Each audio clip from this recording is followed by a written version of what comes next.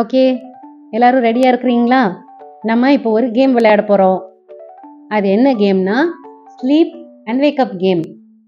இப்போது நான் யாராவது ஒருத்தர் ஸ்லீப்னு சொல்லுவேன். யார் ஸ்லீப்னு சொல்லியிருக்கோமோ அவங்க நீங்கள் கண் மூடி தூங்கிடணும். அந்த டைமில் மற்றவங்க எல்லாம் உங்கள் கையில் இருக்கிற திங்ஸை நீங்கள் என்ன செய்யலாம், மாற்றிக்கலாம். மறுபடியும் வேக்கப்னு சொல்லும்போது தூங்கிட்டு இருந்த நபர் என்னெல்லாம் மாறி இருக்கு அப்படின்றது கண்டுபிடிக்கணும். அவங்க கரெக்டாக கண்டுபிடிக்கிறாங்களா இல்லையா அப்படின்றத பார்க்கலாமா? ஸ்டார்ட் பண்ணலாமா? ஓகே, எல்லாரும் ரெடியாக இருக்கீங்கன்னு நினைக்கிறேன். நம்மளோட ஃபர்ஸ்ட் ஸ்லீப்பர் யாருன்னா நிஹாஸ். நிஹாஸ், ஸ்லீப்.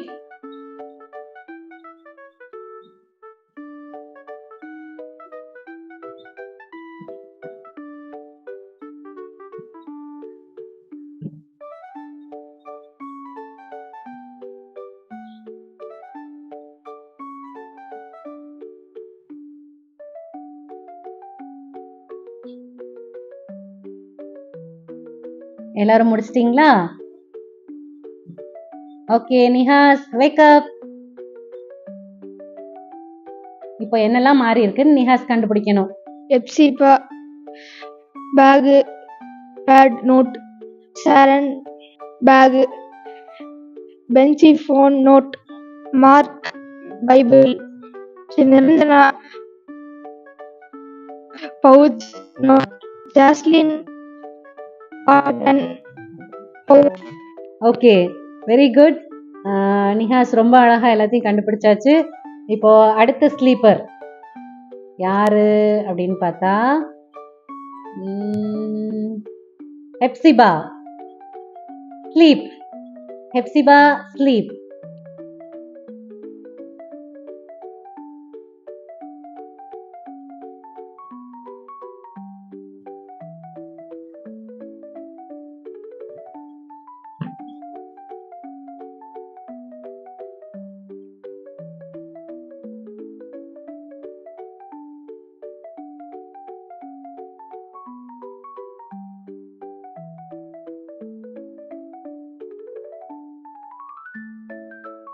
ஓகே, எல்லாரும் எக்ஸ்சேஞ்ச் பண்ணிட்டீங்கன்னு நினைக்கிறேன். Hepzibah, awake. Sherlin, Bible. Harshad, Bible, note. Mark, note. Ashwin, book. Christina, diary, pouch, bag. Niranjana, bag, note. Jaslin, Bible, book, pad. Nikkasana, book. Pency, pouch, water bottle. Sharon, book. இந்த விளையாட்டுல ஒருத்தங்க கொஞ்ச நேரம் தூங்குற நேரத்துல எத்தனை பொருட்கள் மாறுதுன்னு நீங்க பாக்குறீங்க. அப்போ ஒவ்வொரு நாளும் நம்ம உண்மையிலே தூங்கி எழுந்திருக்கும் போது எவ்வளவு மாற்றங்கள் இருக்கும். இந்த மாற்றங்கள் ஒரு சில நேரம் நன்மைக்காக இருக்கலாம். ஆனா எதுவா இருந்தாலும் அதுவும் கடைசியில நன்மைக்காக தான் இருக்குங்கிறத நம்ம புரிஞ்சுக்கலாம். இந்த வார படத்துலயும் நிறைய மாற்றங்கள் நடக்குது. அது என்ன மாற்றம், யாருக்கு நடந்துச்சுன்னு இன்னைக்கு நம்ம பாடத்துல பார்க்கலாம். நீங்க எல்லாரும் இந்த ஆக்டிவிட்டியை என்ஜாய் பண்ணிக்கிங்கன்னு நினைக்கிறேன். நாங்க எல்லாரும் ரொம்ப என்ஜாய் பண்ணோம். இயேசு கிறிஸ்து நாமத்தினாலே உங்கள் அனைவருக்கும் என் வாழ்த்துக்களை தெரிவித்துக் கொள்கிறேன். உடல்பள்ளி பாடத்தை படிக்க வந்திருக்கவங்க எல்லோரையும் அன்போட வரவேற்றுக் கொள்கிறேன். இந்த வாரம் நம்ம 10வது பாடத்தை படிக்க போறோம். இந்த வார பாடத்தோட தலைப்பு வாழ்வா சாவா. இந்த வாரத்துக்கான பாடத்தோட மனப்பாட வசனம் யோவான் 11:25 எடுக்கப்பட்டிருக்கிறது. இயேசு அவளை நோக்கி, நானே உயிர்த்தெழுதலும் ஜீவனுமாய் இருக்கிறேன் என்றார். இந்த வார பாடத்துல நம்ம என்ன தெரிஞ்சுக்கிறோம்னா, நித்திய வாழ்வு நமக்கு கொடுக்கிற வர நம்ம ஆராதிக்கிறோம். யவீரு அப்படின்னு ஒரு ஜெப ஆலய தலைவர் இருந்தாரு.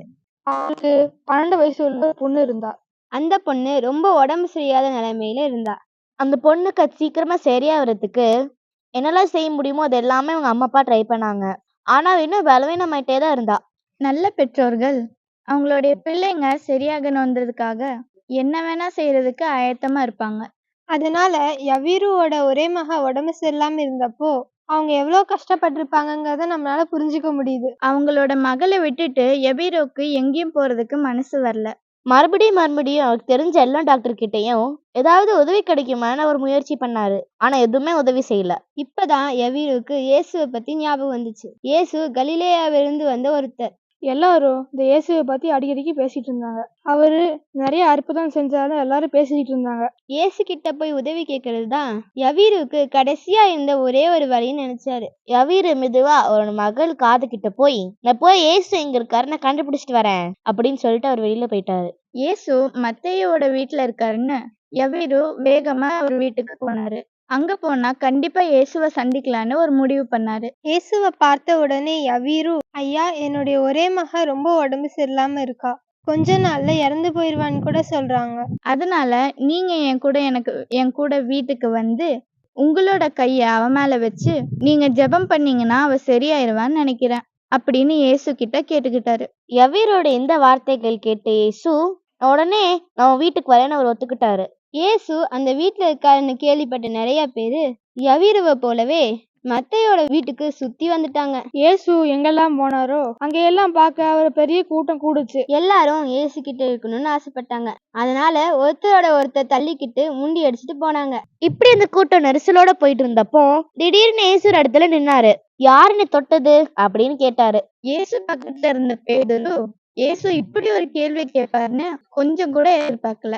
ஆண்டவரே, உங்களை சுத்தி இவ்ளோ பேர் நெரிச்சிட்டு இருக்காங்க, எப்படி இப்படி ஒரு கேள்வி உங்களால கேட்க முடிஞ்சது? உங்களை யார் தொட்டான்னு எப்படி சொல்ல முடியும் அப்படின்னு கேட்டாரு. இயேசு சுத்தி திரும்பி பார்த்தப்போ கடைசியா ரொம்ப பயத்தோட நடுக்கத்தோட ஒரு பொண்ணு எந்திரிச்சு வந்தா. நான் தான் உங்களை தொட்டேன் அப்படின்னு அழுதுட்டே நடுக்கத்தோட சொன்னான். ஏறக்குறைய 12 வருஷமா நான் உடம்பு சரியில்லாம இருந்தேன். என்னால முடிஞ்ச வரைக்கும் எல்லா வைத்தியமும் செஞ்சு பார்த்துட்டேன். ஆனா ஒரு பலனும் இல்ல. அப்பதான் உங்களை பத்தி நான் கேள்விப்பட்டேன். உங்களை வந்து சந்திச்சா உங்ககிட்ட இருந்து எனக்கு சுகம் கிடைக்கணும்னு நான் நம்பினேன் அப்படின்னு அந்த பொண்ணு சொன்னான். அந்த பொண்ணு இப்படி ஒரு வார்த்தையை சொன்னதை கேட்டு இயேசு ரொம்ப சந்தோஷமா இருந்தார். ஏன்னா அவர் இப்படி ஒரு விசுவாசத்தை எங்கேயுமே பார்க்கல. இயேசு உடனே அங்கிருந்து போயிடல. நீ இப்போ சந்தோஷமா இருன்னு சொன்னாரு. உன் விசுவாசம் உன்னை ரட்சித்தது, நீ போய் சுகமாயிரு அப்படின்னு இயேசு சொன்னாரு. அதை தொடர்ந்து இயேசு யவீரின் வீட்டுக்கு போகிறதுக்கு முன்னாடி யவீரு வீட்டுல இருந்து ஒரு வேலைக்காரர் கூட்டத்துல இருந்து ஓடி வந்தாரு. ஐயா கொஞ்சம் நில்லுங்க. இயேசுவ வீட்டுக்கு வர சொல்லி தொந்தரவு செய்ய வேண்டாம். உங்களோட மக இறந்து போயிட்டா அப்படின்னு சொன்னாரு. இதை கேட்ட யவீருக்கு எப்படி இருந்திருக்கும்? அவருடைய மனசு ரொம்ப கஷ்டத்துக்குள்ள போயிடுச்சு. இயேசு யவீருவை திரும்பி பார்த்து, பயப்படாத, விசுவாசம் உண்டவளா இரு அப்படின்னு சொன்னாரு. இயேசு பேதுரு, யாக்கோபு, யோவான் இவங்க 3 பேரையும் கூப்பிட்டுக்கிட்டு யவீரோட வீட்டுக்கு வேகமா போனாங்க. யவீருடைய வீட்டுல நிறைய கூட்டமா இருந்துச்சு.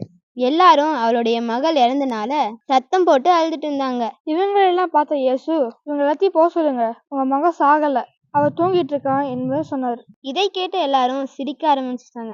இயேசு அங்கிருந்த எல்லாரையும் வெளியே போக சொன்னாரு. இயேசு அவர் கூட இருந்த 3 சீஷர்களையும் இன்னும் யவீரும் அவரோட மனைவியும் கூட்டிக்கிட்டு அவங்க மக இருந்த ரூமுக்கு போனாங்க. இயேசு அந்த பொண்ணு பக்கத்துல வந்து அவளோட கையை பிடிச்சு, சிறு பெண்ணே எழுந்துரு அப்படின்னு சொன்னாரு. உடனே அந்த பொண்ணு அவளுடைய கண்ணை திறந்து பார்த்து மெதுவா எந்திரிச்சு உட்கார்ந்தா. அவ பக்கத்துல இயேசு இருந்ததை அவ பார்த்தப்போ அவளுக்கு ரொம்ப சந்தோஷமா இருந்துச்சு. இவருக்கு சாப்பிட்றதுக்கு ஏதாச்சும் கொடுங்க அப்படின்னு சந்தோஷத்தோட இருந்த யவீரும் அவரோட மனைவிக்கும் சொன்னாங்க. இயேசு உடம்பு சரியில்லாதவங்களுக்கு சுகம் கொடுக்கறதுக்கு ஆசைப்பட்டது போல அவங்களுக்கு ஜீவனையும் கொடுக்க ஆசைப்படுறாரு. யோவான் 11:25 நானே உயிர் தெழுதலும் ஜீவனுமாய் இருக்கிறேன் அப்படின்னு சொல்கிறார். பாவத்தால ஒவ்வொரு நாளும் மரணத்திற்குள்ள கடந்து போற நமக்கு ஆண்டவர் நித்திய ஜீவனை கொடுக்கணும்னு ஆசைப்படுறாரு. நித்திய ஜீவனை கொடுக்கிற ஒரு ஆண்டவரை நாம சேவிக்கிறோம். அவரு நம்மள நேசிக்கிறாரு. நீங்க அவரை நேசிக்கிறீங்களா? இந்த பாடத்தோட ஆரம்பத்துல நாங்க எல்லாரும் சேர்ந்து ஒரு கேம் விளையாடினதை நீங்க பாத்தீங்க. தூங்கி எந்திரிக்கிற அந்த நேரத்துல எவ்வளவு மாற்றங்கள் நடக்க முடியுங்கிறத பார்த்தோம். மரணம் என்கிறது தூக்கம் போலதான் என்று ஆண்டவர் சொல்கிறார். 1 கொரிந்தியர் 15:51 சொல்லுது, இதோ ஒரு ரகசியத்தை உங்களுக்கு அறிவிக்கிறேன். நாம் எல்லோரும் நித்திரை அடைவதில்லை, ஆகிலும் கடைசி எக்காலம் தொனிக்கும் போது ஒரு நிமிஷத்திலே, ஒரு இமைப்பொழுதிலே நாம் எல்லோரும் மறுரூபமாகப்படுவோம். இந்த வார பாடத்துல நம்ம யாயிரோட மகள் இறந்து போனோம்னு நம்ம பார்த்தோம். ஆனா இந்த வசனம் படி நம்ம எல்லாரும் நித்திரை அடைவதில்லை அப்படின்னு சொல்லுது. ஆண்டவருடைய வருகையின் சமயத்துல மரித்து போனவங்க உயிரோட எழுந்திருப்பாங்க, உயிரோட இருக்கிறவங்க மறுரூபமாக்கப்படுவாங்க அப்படின்னு இந்த வசனம் சொல்லுது. இந்த உலகத்துல மரித்து போயிருந்தாலோ அல்லது இல்ல இயேசுவோட இயேசுவோட வருகையப்ப உயிரோடு இருந்தாலோ அவங்க இயேசுவை விசுவாசிச்சு அவருக்காக காத்திருந்தா கண்டிப்பா பரலோகத்துக்கு அவர் கூட போய் நித்தியமா வாழ முடியும். நீங்க எங்களை மாதிரி இயேசுவை விசுவாசிப்பீங்களா? அவர் வரும்போது அவர் கூட பரலோகத்துக்கு போறதுக்கு நீங்க ஆயத்தமா?